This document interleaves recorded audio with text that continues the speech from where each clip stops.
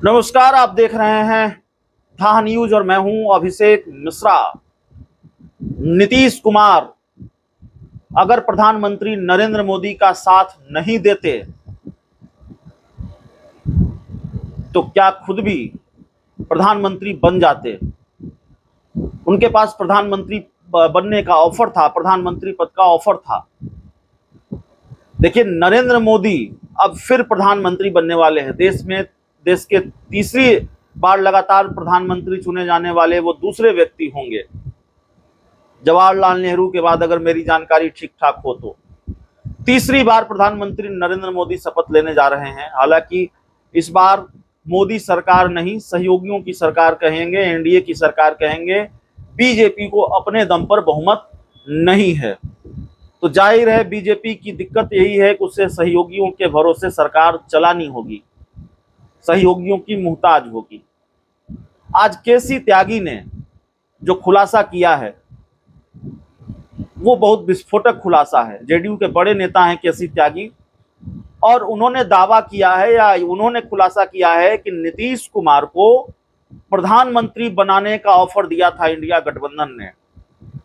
नीतीश कुमार को प्रधानमंत्री बनाया जा रहा था, उनको ये ऑफर था और हमने इस तरह के ऑफर को भी ठुकराया है। हम आगे बढ़ चले हैं और पीछे मुड़ने का अब सवाल नहीं है। यानी हम अब इंडिया गठबंधन की तरफ नहीं देख रहे हैं, उस तरफ नहीं मुड़ेंगे, उस तरफ नहीं जाएंगे। ये जेडीयू के बड़े नेता केसी त्यागी ने कहा है।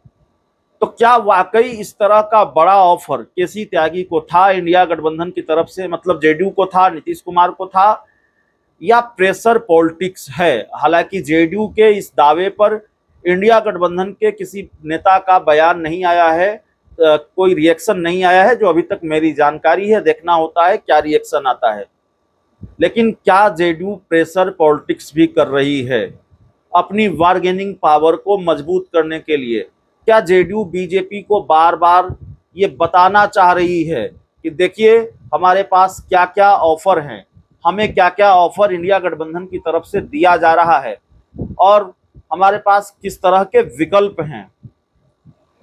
और जाहिर है इसी तरह के बयान देकर, इसी तरह की प्रेशर पॉलिटिक्स करके क्या जेडीयू भारतीय जनता पार्टी से मैक्सिमम बार्गेन करना चाहती है, भारतीय जनता पार्टी से मैक्सिमम हासिल करना चाहती है?